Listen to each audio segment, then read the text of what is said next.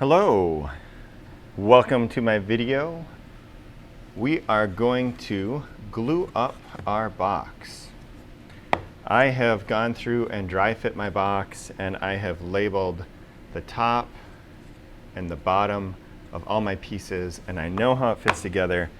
Now I'm ready to glue it up. Here's what I need for materials. I need some of this clear plastic tape. I'm going to need a scissors for cutting the tape.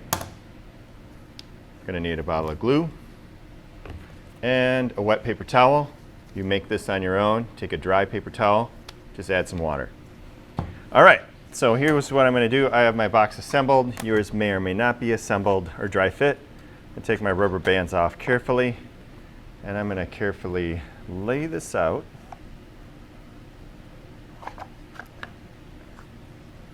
Like so.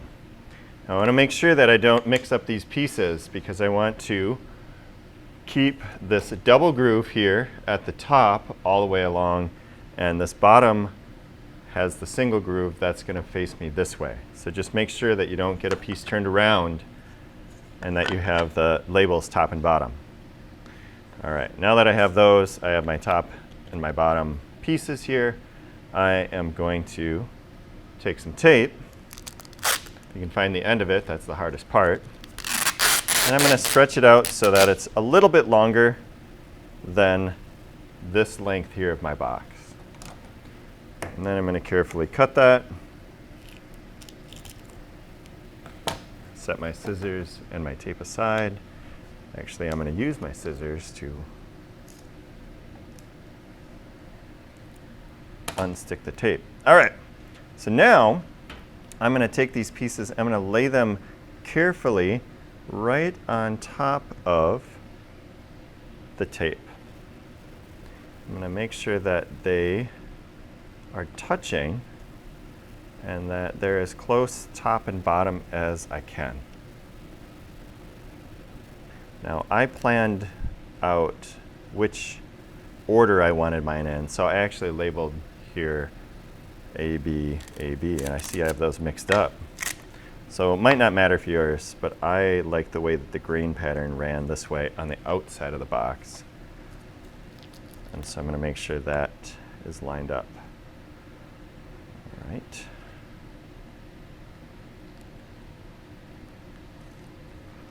There we go. Double groove all the way across, single groove across the bottom. Now, ready to add the glue. Here's how this bottle works. Cap comes off, little spot on the top. Cap goes right there, then you don't lose the cap, it should be attached. We squeeze here, glue comes out the top. How much comes out? Depends. So let's see, I'll start on this end. I'm just going to squeeze some glue, not too much, because it's not the amount of glue that makes this stick.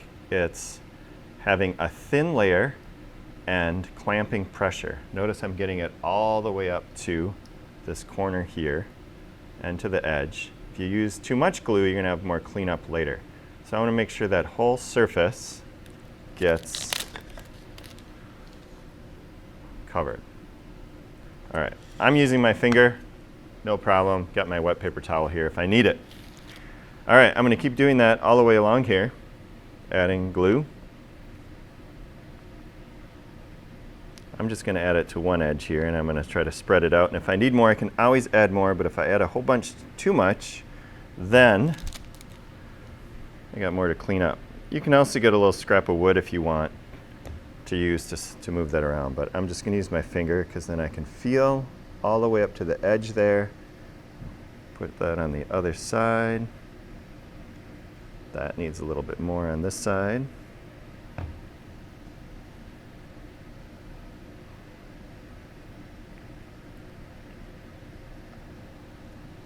Now I got some glue here because I was moving a little bit too fast, but I can clean that up with my wet paper towel here in a minute.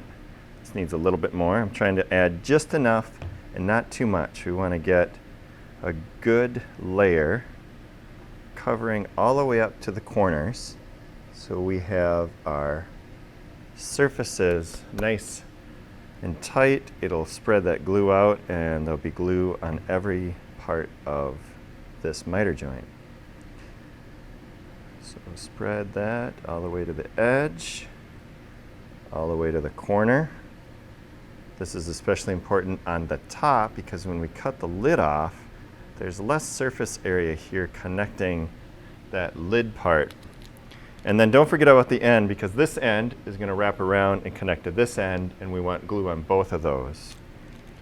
My tape got a little wrinkled here, but that shouldn't be a problem. I'm just going to add some more. All right. Now the wet paper towel is nice because you can take it, you can wipe your finger off.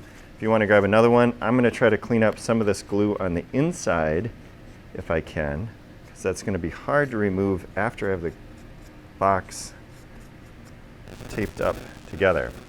All right, now my glue's on. You can, as an option, put glue in the grooves, but if our miter joints are strong enough, it shouldn't matter. All right, here's my piece that is going to go on my top. Now, I thought ahead about this, and I know that I want my engraving to be towards the inside of the box, so I'm going to make sure that that is pointed towards me. So right now that engraving's towards me.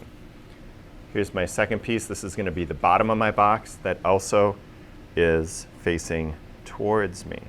That way, when I put the box together, when I take this and look at the bottom, that'll be on the bottom, that'll be on the inside of the lid. All right, so before I do the next step, I'm just going to double check that my double groove is all the way across the top, that I didn't accidentally get one of those mixed and turned around, and my single groove is all along the bottom. And now I'm ready to wrap this up. So there's different ways that you can do this, but whichever way works is the best way. And you're kind of just wrapping it up like a present and getting those grooves, or getting the top and bottom to fit into those grooves as best you can. And the glue's not going to dry right away, but we don't want to have it sit for more than, say, like 15 minutes. I'll turn that. I'm going to put this one down, making sure I don't get any tape stuck in the joints, because then you'd have some tape stuck in the joints. All right, so now I got it wrapped up like that. It's kind of pulled tight. And my last step is I'm going to take this extra tape. Mine got kind of wrinkled here, but it'll still work. And I'm going to pull on this as much as I can and stretch it around as much of the box as I can. And that's going to really pull in those joints. And then I'm going to look at it and look at some corners like this and decide if I can get that to maybe squish or pull into a better position. Because I don't want any big gaps here along this miter joint. I don't want any big gaps on the top and bottom. So there's a little bit of pushing that you can do. And if you have a tall box like this one, you might need to add a little bit more tape, maybe to the top and the bottom, just to pull those miter joints in. Now this might be the most difficult part, and that is finding the end of the tape. There it is. Found it. All right. So to add more, lost it. Might need to edit this part of the video out. Found it. All right, I'm gonna be careful this time. All right, found it. I'm gonna add some more tape here. I am going to start it here. I'm actually gonna stand up for this so I can get some pressure on this. Notice I'm really stretching that. And I'm really stretching that. And then I'm really stretching that. And then you get to the end, cut it. Try not to lose the end, because if you're going to do it again. Yep. Now, if you have a shorter box that's like 2 or 3 inches tall, you probably don't need to add extra tape, especially if those miter joints come together nice and clean. But really what gets this to stick is that clamping pressure. We put on a lot of pressure with this tape, and that thin layer of glue between all those miter joints. And now that that's there, I'm going to wait until next time, and then the glue will be dry, and I'll take the tape off, and we're on to the next step. Now, last step, Wet paper towel. If there's any glue that's squeezed out on the table, you're going to want to wipe all of that up, and then make sure you put the cap back on the bottle and put all of your supplies away. Make sure you like and subscribe. See you next time.